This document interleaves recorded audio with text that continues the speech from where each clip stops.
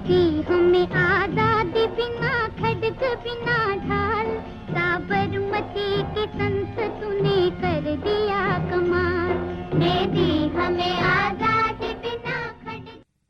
বিশ্বের ইতিহাসে এমন কিছু তারিখ রয়েছে যা সহজে বিস্মৃত হবার নয়। এর মধ্যে অন্যতম ২রা অক্টোবর। ১৮৬৯ সালের এই দিনে গুজরাটের পোরবন্দরের হিন্দু বৈশ্য পরিবারের এক দেওয়ানের ঘরে যে শিশুটির জন্ম হয় সে পরবর্তীকালে সাবরমতীর সিদ্ধ পুরুষ হিসেবে পরিচিতি লাভ করে। বিশ্বকবি রবীন্দ্রনাথ ঠাকুর যার নাম রেখেছিলেন মহাত্মা, এবং এই মহাত্মা নামেই তিনি বিশ্ববাসীর কাছে পরিচিত।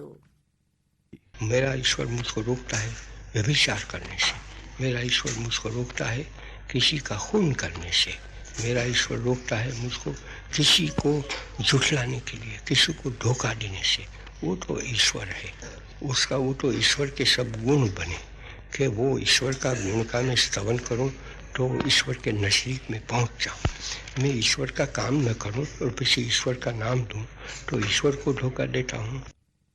মোহনদাস করমচাঁদ গান্ধী এমনই এক ব্যক্তিত্ব যিনি পরবর্তীতে স্বতন্ত্র ভারত গড়ার লক্ষ্যে ব্রিটিশদের জন্য বিপর্যয় ডেকে আনেন। শৈশবকাল থেকেই তাঁর চরিত্রে সত্য ও অহিংসার বীজ অঙ্কুরিত হয়েছিল। সত্য সম্পর্কে গভীর ধারণা বিদ্যালয়ে শিক্ষা গ্রহণের সময় থেকেই তার জীবনে প্রতিফলিত হয়েছিল। তার এই সততার একাগ্রতাই পরবর্তীতে সত্যাগ্রহ আন্দোলনের ভিত্তি স্থাপন করার কাজে সহায়তা করেছিল। सत्याग्रह चलता है वहाँ सचमुच वो सत्याग्रह है कि दुराग्रह है, ऐसा हमारे मुल्क में हो गया है कि एक चीज का नाम ले लो लेकिन काम तो इससे उल्टा ही है। और आज जो कोई भी आदमी पीछे भले पोस्ट ऑफिस के हो, टेलीग्राफ ऑफिस के हो, रेलवे के हो या तो देशी राज्यों में हो, कि जिस जगह पे वो सत्ता देने की कोशिश कर रहे हैं, उन सब को इतना समझ लेना चाहिए कि हम ये काम जो कर रहे हैं वो सत्य है या असत्य है। अगर असत्य है तो उसका आग्रह क्या करना था, अगर सत्य है तो सत्य का आग्रह तो हमेशा हर हालत में करना ही चाहिए। সত্যাগ্রহ ছিল গান্ধীজির জীবনের মহৎ ধর্ম। দরিদ্র লোকেদের কল্যাণে কাজ করার একাগ্রতা ছিল তার জীবনের নির্দিষ্ট লক্ষ্য। ऐसे लोगों को ये तालीम दी जाए कि आप खाएं तो सही, खाना हम आपको दे देंगे, लेकिन वो खाना के लिए आप काम तो करें, तो कम से कम यहाँ से शुरू करें, सफाई करने से। और पीछे वो कह दें कि हम तो दूसरा भी काम कर सकते हैं, हम सूख काट सकते हैं, बिन सकते हैं, बढ़ाई का काम कर सकते हैं, लोहार का काम कर सकते हैं, या तो हम काटिब का काम करते हैं, वो भी निकम्मी चीज नहीं है।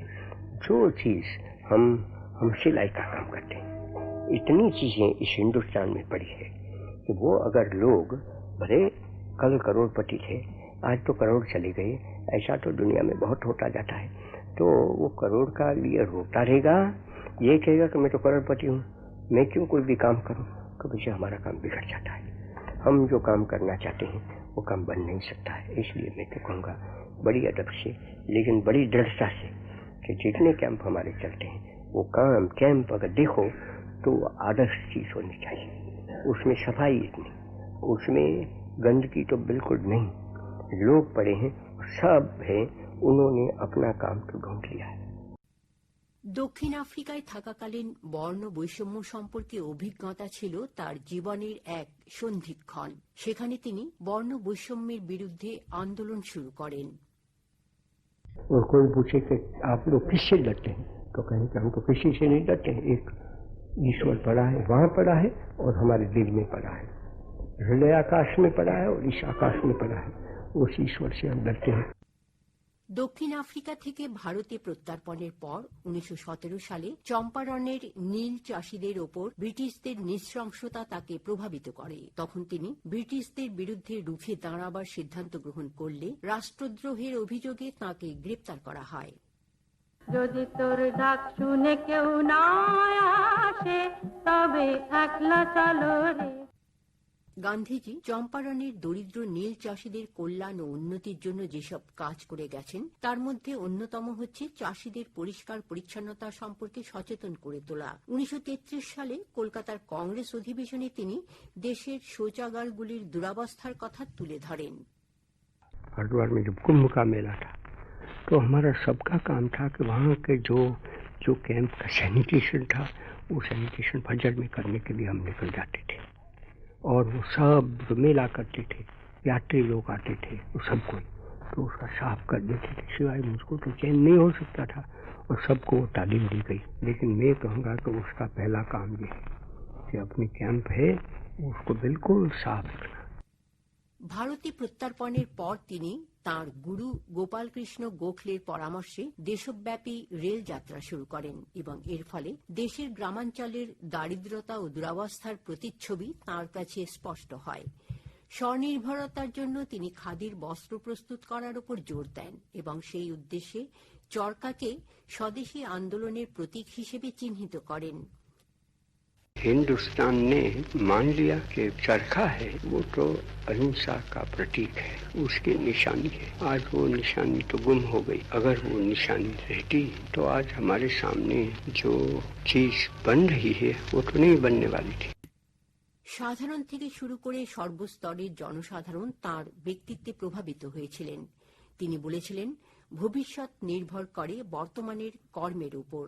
এই চিন্তাধারাই তাঁকে স্বতন্ত্র ভারত গড়ার স্বপ্ন দেখতে উদ্বুদ্ধ করেছিল।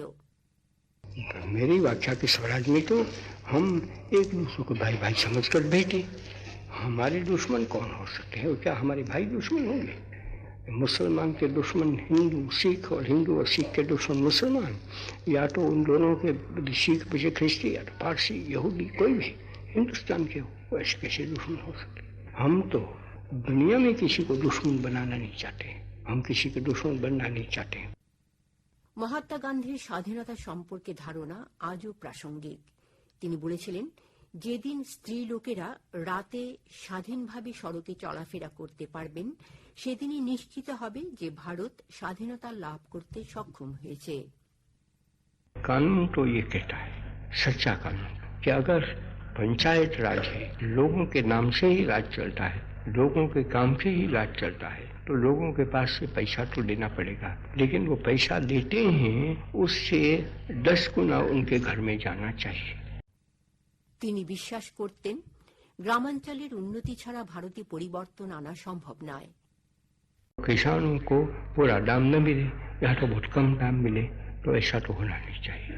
तो किसानों को ज्यादा दाम दें वो तो मैं समझ सकूंगा, और वो किसानों को ज्यादा दाम देते हैं इससे कोई दाम बढ़ता है वो तो दूसरी बात हो गई। तो ये तो विशेष शुद्ध कोड़ी की बात हुई, सच्चा हिसाब करने की बात हुई। तो हिसाब सच्चा करें और हिसाब बता दें कि देखो इतना तो किसानों को मिला है और इसमें कोई दूसरा खा नहीं सकता है, सीधा किसानों की जेब में चला जाता है।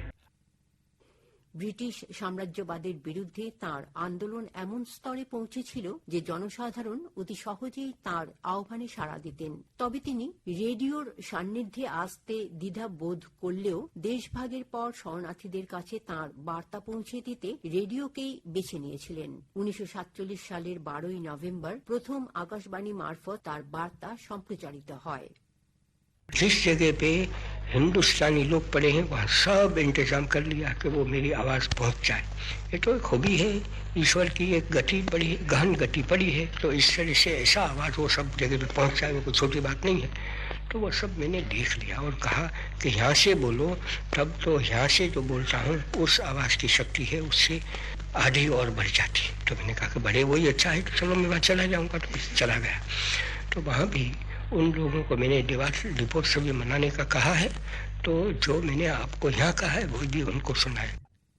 সমগ্র বিশ্ব তাঁর বিনম্রতার ক্ষমতা প্রত্যক্ষ করেছে। প্রধানমন্ত্রী নরেন্দ্র মোদীও গান্ধীজির ক্ষমতা উপলব্ধি করে তাঁকে দেশের মূল্যবান রত্ন হিসেবে উল্লেখ করেন। 2 अक्टूबर हम सबके लिए पवित्र और प्रेरक दिवस होता है। यह दिन माँ भारती के 2 सपूतों महात्मा गांधी और लाल बहादुर शास्त्री को याद करने का दिन है। पूज्य बापू के विचार और आदर्श आज पहले से कहीं ज्यादा प्रासंगिक है। महात्मा गांधी का जो आर्थिक चिंतन था, अगर उस स्पिरिट को पकड़ा गया होता, समझा गया होता, उस रास्ते पर चला गया होता तो आज आत्मनिर्भर भारत अभियान की जरूरत ही नहीं पड़ती। ইতিহাসবিদদের বিশ্বাস যে শক্তির ক্ষমতার ভিত্তিতে ভারত স্বাধীন হয়নি। সত্য, অহিংসা ও অসহযোগ আন্দোলনের ফলে ব্রিটিশরা ভারত ছাড়তে বাধ্য হয়েছিল। গান্ধীজির জীবনাদর্শ অনুসরণ করাই হচ্ছে সব সমস্যা সমাধানের মূল উপায়। যতদিন বৈষম্যতা থাকবে ততদিন দারিদ্রতা দূরীকরণ সম্ভব নয়।